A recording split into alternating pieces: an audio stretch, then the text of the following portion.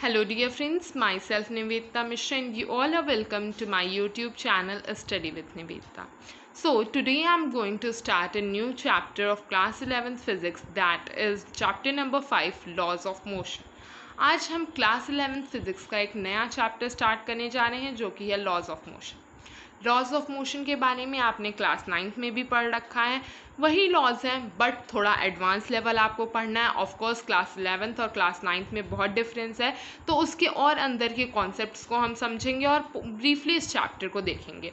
ये चैप्टर आज हम एनसीईआरटी के अकॉर्डिंग कवर करने वाले हैं। आप जानते हैं कि एनसीईआरटी का सिलेबस चाहे स्कूल के एग्जामिनेशन हो या फिर कॉम्पिटिटिव एग्जामिनेशन हो, एनसीईआरटी मस्ट है।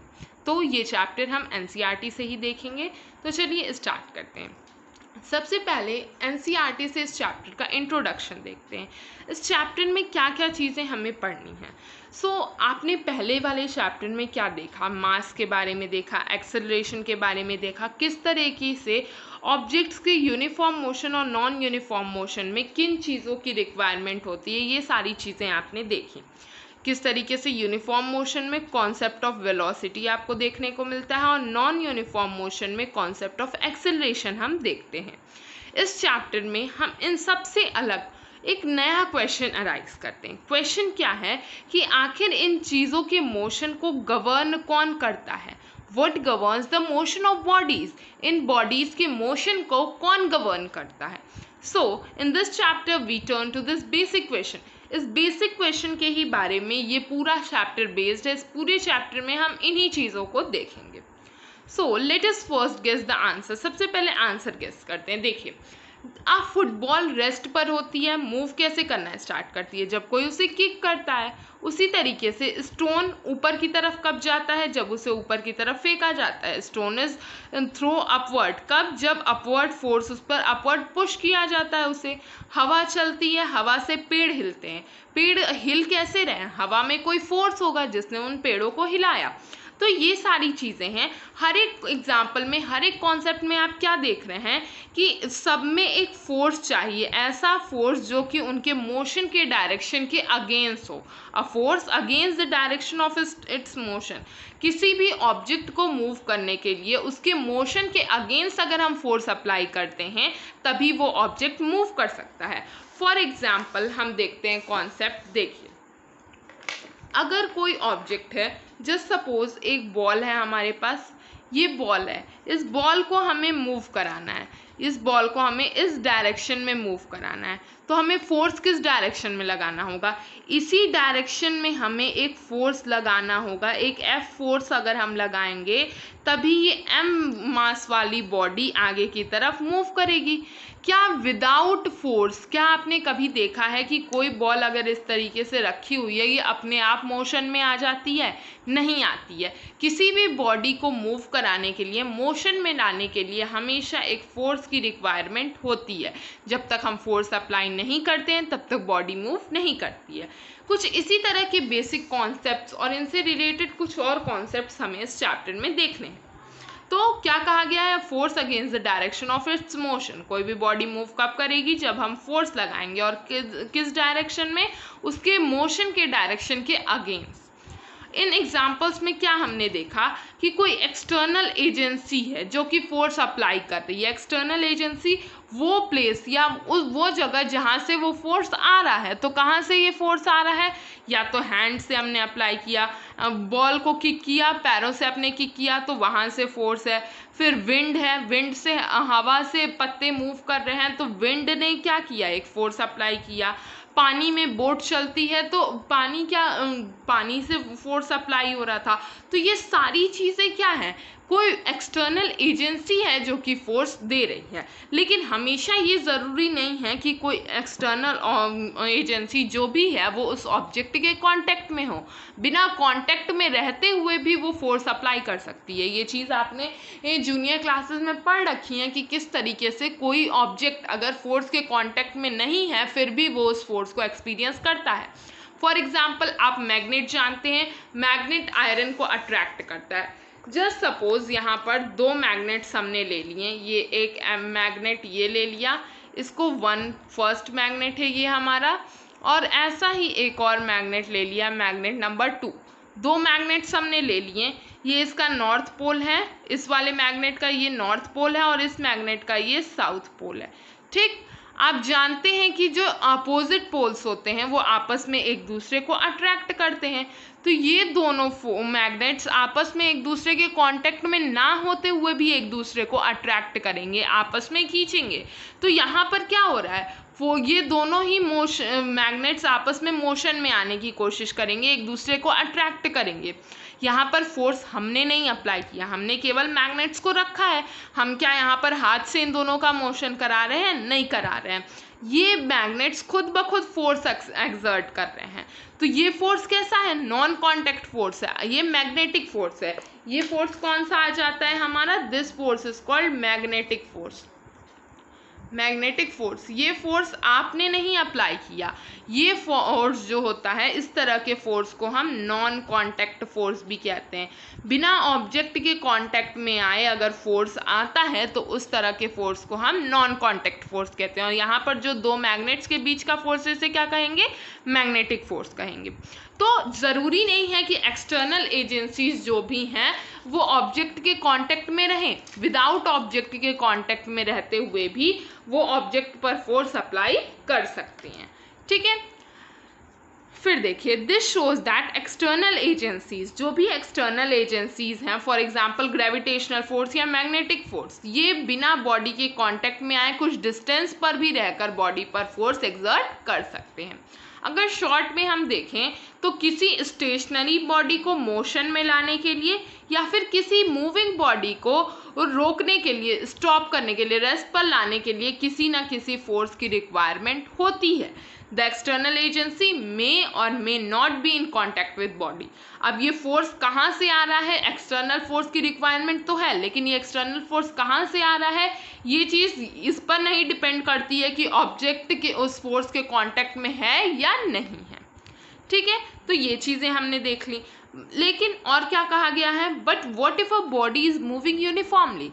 क्या अगर कोई बॉडी यूनिफॉर्म मोशन में मूव कर रही है? यूनिफॉर्म यानी कि उसकी स्पीड, उसकी वेलोसिटी चेंज नहीं हो रही है। For example, a skater moving straight with a constant speed on horizontal ice slab. अगर कोई स्केटर है जो कि हॉरिजॉन्टल आइस स्लैब पर, आइस के स्लैब पर वो स्केटिंग कर रहा है एक कांस्टेंट स्पीड से, तो क्या उस यूनिफॉर्म मोशन में भी अगर कोई बॉडी यूनिफॉर्मली मोशन कर रही है तब भी क्या उसे एक्सटर्नल फोर्स की रिक्वायरमेंट है? Is an external force required to keep a body in uniform motion? Just suppose, एक सपोजिशन लेते हैं, अगर हमारे पास, आगे देखते हैं, देखिए, अगर हमारे पास एक ये सिंपल रोड है, हमारा स्ट्रेट रोड है, रोड पर एक कार मूव कर रही है, ये हमारी कार है, इसको हम नेम ए दे देते हैं। ए नाम की कार हमारी रोड पर मूव कर रही है, किस तरीके के मोशन में है ये? यूनिफॉर्म मोशन में। यूनिफॉर्म मोशन में है ये। यूनिफॉर्म मोशन में होने का मतलब है कि इसकी स्पीड क्या होगी? कांस्टेंट होगी। स्पीड इसकी कांस्टेंट होगी। स्पीड कांस्टेंट है तभी ये यूनिफॉर्म मोशन में मूव कर रही है। तो क्वेश्चन क्या अराइज होता है, क्या ये बॉडी यूनिफॉर्मली मूव करती रहेगी या यूनिफॉर्म मोशन में भी हमें कोई ना कोई फोर्स लगाने की, एक्सटर्नल फोर्स लगाने की ज़रूरत है उसे यूनिफॉर्मली मोशन में रखने के लिए? तो यही क्वेश्चन, इसी क्वेश्चन के साथ अब हम इस चैप्टर को आगे बढ़ाएंगे और अपने नेक्स्ट कॉन्सेप्ट पर आएंगे जो कि है एरिस्टोटल फैलेसी। एरिस्टोटल की फैलेसी क्या कहती है ये चीज़ हम देखेंगे। अब इसी कॉन्सेप्ट के साथ हम अपने चैप्टर का नेक्स्ट टॉपिक स्टार्ट करेंगे जो कि है एरिस्टोटल फैलेसी। अब ये एरिस्टोटल्स फैलेसी क्या है? So the question posed above appear to be simple, however it took ages to answer. ये क्वेश्चन सुनने में बड़ा ही सिंपल लगता है कि बस यही तो बताना है हमें कि क्या फोर्स चाहिए या नहीं चाहिए किसी बॉडी को यूनिफॉर्म मोशन में। लेकिन ये क्वेश्चन सुनने में आसान लगता है, देखने में ये सिंपल है, बट ये इस क्वेश्चन को आंसर करने के लिए एजेस तक का टाइम लग गया, सेंचुरीज लग गई इस क्वेश्चन को सॉल्व करने में। Indeed, the correct answer to this question was given by Galileo. इस क्वेश्चन का एग्जैक्ट और करेक्ट आंसर किसने दिया? गैलीलियो ने दिया। और कब दिया? 17th सेंचुरी के टाइम में इन न्यूटन की मैकेनिक्स ने इस पूरे कॉन्सेप्ट को एक्सप्लेन कर दिया। लेकिन सबसे पहले इस कॉन्सेप्ट पर किसने ध्यान दिया? So the Greek thinker Aristotle, Greek thinker थे एरिस्टोटल, जिन्होंने क्या कहा, उन्होंने एक व्यू रखा कि एक body is, if a body is moving, अगर कोई बॉडी मूव कर रही है, something external is required to keep moving it, तो उसको मूव करते रहने के लिए, उसको की मूविंग को स्टार्ट रखने के लिए कुछ ना कुछ एक्सटर्नल रिक्वायर्ड होता है। अकॉर्डिंग टू दिस व्यू, उनका एक व्यू उन्होंने अपना एग्जाम्पल से समझाया। क्या कहा कि जो तीर धनुष होता है, एरो एंड बो, एरो को जब बो से निकाला जाता है, चलाया जाता है, उस केस में क्या होता है बो से एरो निकल करके एयर में मूव करने लगता है। लेकिन उनका कहना क्या है कि since air behind the arrow keep pushing it, लेकिन वो एरो बो से निकलने के बाद आगे मूव कैसे कर रहा है? उसके आसपास जो एयर, जिस एयर में वो मूव कर रहा है, वो एयर उसको पुश करती है, ठीक है, तभी वो आगे मूव कर पा रहा है। The view was part of a elaborate framework. ये व्यू तो बहुत शॉर्ट में आपको एक्सप्लेन किया गया है, बट एक्चुअली ये बहुत ही इलेबोरेटेड फ्रेमवर्क था एरिस्टोटल का, जिससे ये व्यू उन्हें मिला। Aristotle on the motion of body in the universe. Most of Aristotelian ideas on motion are now known to be wrong and need not to concern us. Aristotle, जैसा कि आप जानते हैं, एज से ही आप देख सकते हैं, काफ़ी पुराने टाइम के साइंटिस्ट थे ये। उस टाइम में टेक्नोलॉजी इतनी डेवलप्ड नहीं थी कि कोई भी कॉन्सेप्ट ब्रीफली एक्सप्लेन किया जा सके। तो एरिस्टोटल के जो भी आइडियाज़ थे, almost most of the ideas Aristotle के मोशन के बारे में इस टाइम में रॉन्ग माने जाते हैं और उन पर कंसर्न ना करने को कहा जाता है। हमारे पर्पस के लिए एरिस्टोटलियन लॉ ऑफ मोशन में बी फ्रेज्ड, उसको हम एक फ्रेज की तरीके से रख सकते हैं, that an external force is required to keep a body in motion. अब तक जो भी चीज़ें हमने पढ़ी, ये एक लाइन उन सबकी समरी है कि एरिस्टोटल का क्या कहना है कि एक एक्सटर्नल फोर्स चाहिए किसी भी बॉडी को मोशन में रखने के लिए। लेकिन ये एरिस्टोटल का आइडिया रॉन्ग मान लिया गया, फ्लॉड मान लिया गया।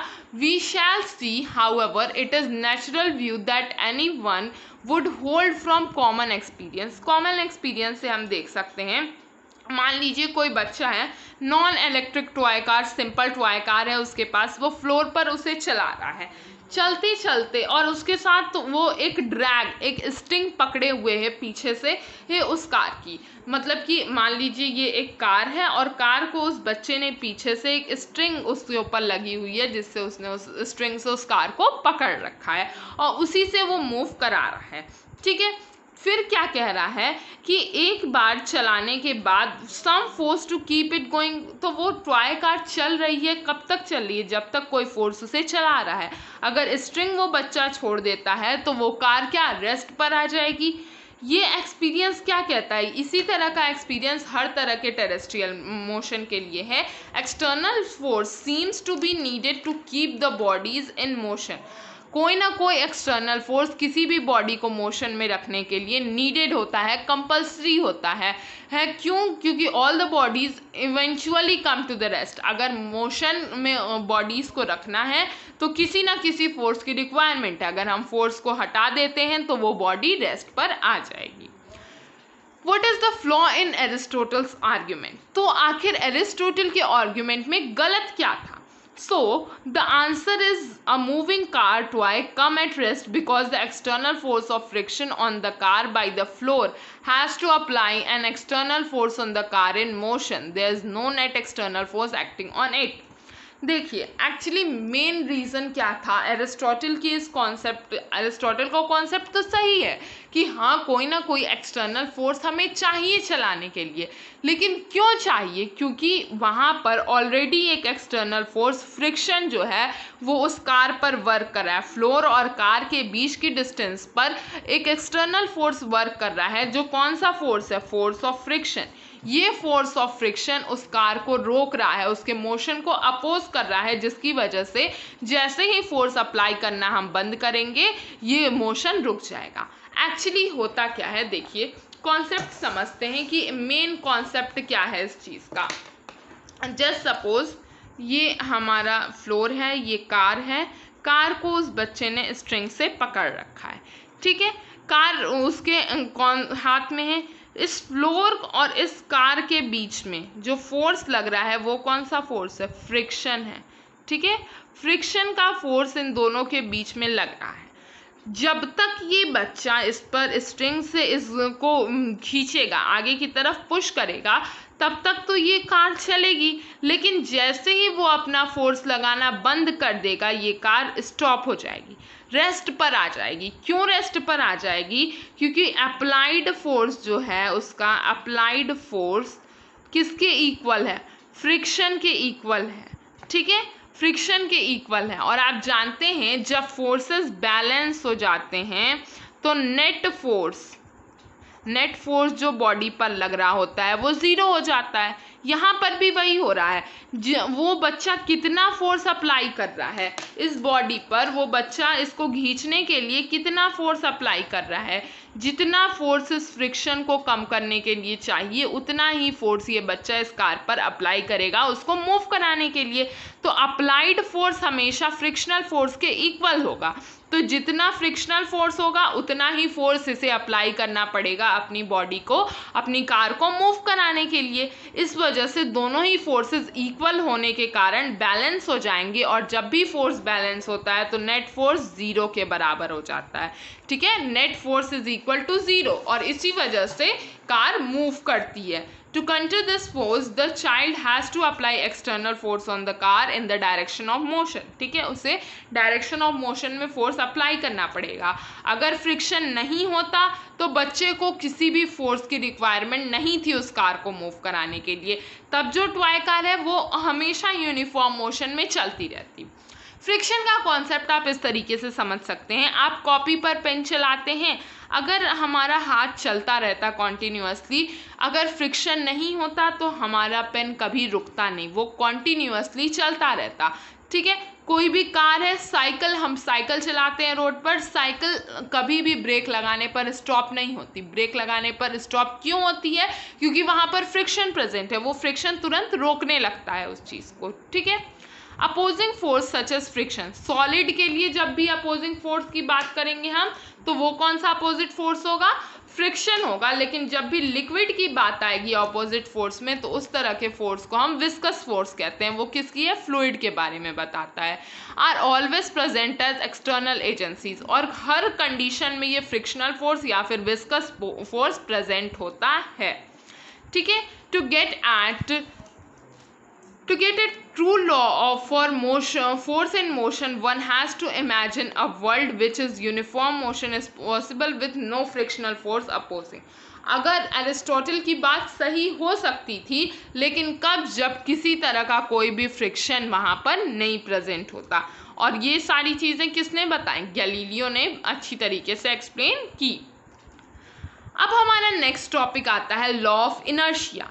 इनर्शिया के बारे में आपने क्लास 9 में पढ़ रखा है, पर फिर भी एक बार इसका क्विक रिव्यू देख लेते हैं। देखिए, लॉ ऑफ इनर्शिया क्या कहता है कि सबसे पहले तो गैलीलियो के ही एक्सपेरिमेंट पे बेस्ड एग्जांपल आपको दिए गए हैं कि इंक्लाइंड, सबसे पहले किसी ऑब्जेक्ट को इंक्लाइंड प्लेन पर मूव कराते हैं, ऊपर से नीचे की तरफ गिराते हैं, ऊपर से नीचे की तरफ, ये क्या करेगा, एक्सेलरेट करेगा।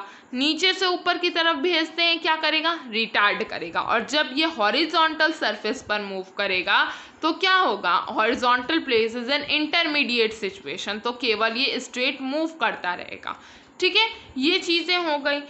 On a frictionless horizontal plane must neither have acceleration nor retardation, ठीक है। अगर ये जो प्लेन है, हॉरिजॉन्टल प्लेन है, ये फ्रिक्शनलेस होगी तब तो ऑब्जेक्ट के पास ना तो रिटार्डेशन होगा ना ही एक्सेलरेशन होगा, वो कांस्टेंट वेलोसिटी के साथ मूव करता रहेगा, ठीक है। दूसरा एक्सपेरिमेंट क्या किया गैलीलियो ने, डबल इंक्लिनेशन लगाया, मतलब कि एक तरफ से इस तरह का कुछ लगाया कि एक तरफ से ऑब्जेक्ट आएगा और फिर दूसरी तरफ से टर्न ऊपर की तरफ चला जाएगा। तो क्या हुआ कि जितनी ऊंचाई से ऑब्जेक्ट नीचे की तरफ आया था ठीक उतनी ही ऊंचाई तक वो ऊपर की तरफ गया, ठीक, सेम हाइट से वो आया था और सेम हाइट तक वो गया। और फिर क्या कहा उन्होंने कि in the limiting case when the slope of the second plane is zero, अगर स्लोप को जीरो कर दें यानी कि हॉरिजॉन्टल सरफेस, बिल्कुल स्ट्रेट हॉरिजॉन्टल कुछ इस तरह का सरफेस रख दें, तो क्या होगा, इट्स मोशन नेवर सीज, तो कभी भी उसका मोशन रुकेगा नहीं। This of course an idealise situation, और ये हमेशा एक आइडियल सिचुएशन होगी क्योंकि हर जगह पर, अर्थ पर हर जगह पर फ्रिक्शन प्रेजेंट है।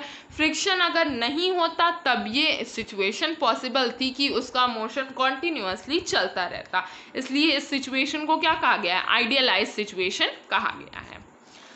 अब देखिए नेक्स्ट क्या कह रहा है, in the practice the ball does not come to stop after moving a finite distance on horizontal plane because the opposing force of friction which can never be totally eliminated, वो force ball कहीं ना कहीं रुकेगी ज़रूर क्योंकि friction के force को हम पूरी कुछ कम कर सकते हैं। फ्रिक्शन को कम करने के बहुत से तरीके हैं, लेकिन फ्रिक्शन को कभी भी पूरी तरीके से एलिमिनेट नहीं किया जा सकता है। जहाँ पर कोई फ्रिक्शन नहीं होता है वहाँ पर बॉल कंटिन्यूअसली मूव करती है कांस्टेंट वेलोसिटी से हॉरिजॉन्टल प्लेन पर, ठीक है। अब देखिए, state of rest and state of uniform linear motion with constant velocity are equivalent. Aristotle और गैलीलियो के आइडिया को मिला करके क्या बनाया गया कि अगर कोई बॉडी स्टेट ऑफ रेस्ट पर हो और state of uniform linear motion में हो, दोनों ही किस पे क्या होते हैं, दोनों ही सिचुएशंस इक्विवेलेंट होते हैं। क्यों? In both the cases there is no net external force acting on the body, क्योंकि दोनों ही केसेस में कोई भी external force, net external force जो है वो ज़ीरो होता है, ठीक है। नेट एक्सटर्नल फोर्स जो एक्ट कर रहा है वो ज़ीरो होती है, नेट एक्सटर्नल फोर्स की वैल्यू, ठीक है। To maintain a body in uniform motion, we need to apply an external force to encounter frictional force so that two forces sum up to zero net external force. Okay? अब देखिए दूसरी चीज़ क्या कही गई है, a body at rest continues to remain at rest and a body in motion continues to be move with a uniform velocity. कोई भी body अगर रेस्ट पर है तो वो रेस्ट में ही रहती है और यूनिफॉर्म मोशन में है तो यूनिफॉर्म मोशन में ही रहती है। इस तरह की प्रॉपर्टी को किसी भी बॉडी की क्या कहते हैं, इनर्शिया कहते हैं। इनर्शिया क्या है, इनर्शिया का मतलब है रेजिस्टेंस टू चेंज, किसी भी चेंज को तुरंत एक्सेप्ट ना करना, रेजिस्ट करना चेंज को। A body does not change its state of rest or uniform motion unless an external force compels it to change that state. कोई भी बॉडी तब तक स्टेट ऑफ रेस्ट या स्टेट ऑफ यूनिफॉर्म मोशन नहीं छोड़ती है जब तक कि कोई एक्सटर्नल फोर्स उसके स्टेट को चेंज करने के लिए ना लगाया जाए। यानी कि कह क्या रहा है, ये पूरा कॉन्सेप्ट यही चीज़ आपको बता रहा है कि कोई भी बॉडी तब तक रेस्ट पर रहेगी जब तक कोई अदर फोर्स नहीं आएगा और तब तक एक्सेलरेशन में रहेगी जब तक कोई एक्सटर्नल फोर्स नहीं लगाया जाएगा। उसका स्टेट बिना एक्सटर्नल फोर्स के चेंज नहीं होगा, ठीक है। ये सारी चीज़ें, इसी कॉन्सेप्ट को इनर्शिया कहते हैं। इनर्शिया को अगर आप कॉमन लाइफ से रिलेट करें तो आप देखते हैं क्या, देखिए इनर्शिया का मतलब ये क्या कह रहा है कि कोई भी बॉडी रेस्ट पर है तो रेस्ट पर ही रहना चाहती है, वो चेंजेस को रेजिस्ट करती है।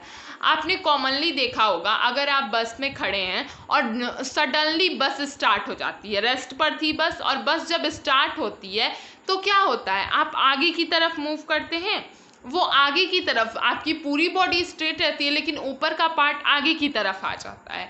क्यों आता है, पीछे की तरफ जाने की कोशिश करता है, वो अपने रेस्ट की पोजीशन को मेंटेन रखने की कोशिश करता है, मेंटेन रखने की कोशिश करता है। वो ये क्यों, रेजिस्ट टू चेंज, बॉडी के अंदर इनर्शिया होता है, वो किसी भी चेंज को तुरंत एक्सेप्ट नहीं करना चाहता है, रेजिस्ट करता है। तो ये कॉन्सेप्ट किसकी वजह से होता है, इनर्शिया की वजह से। होप आपको ये सारी चीज़ें समझ में आई होंगी। इसी के साथ मैं इस चैप्टर का फर्स्ट पार्ट एंड कर रही हूँ। अगर आपको इन चीज़ों में कोई भी कन्फ्यूज़न है तो आप मुझसे कमेंट सेक्शन में पूछिए। और अब नेक्स्ट वीडियो में हम न्यूटन का first law of motion start करेंगे, तो उसको पढ़ने से पहले सबसे पहले आप ये वीडियो देखिए, बेसिक कॉन्सेप्ट्स को समझिए, तभी आगे की चीज़ें आपको क्लियर होंगी।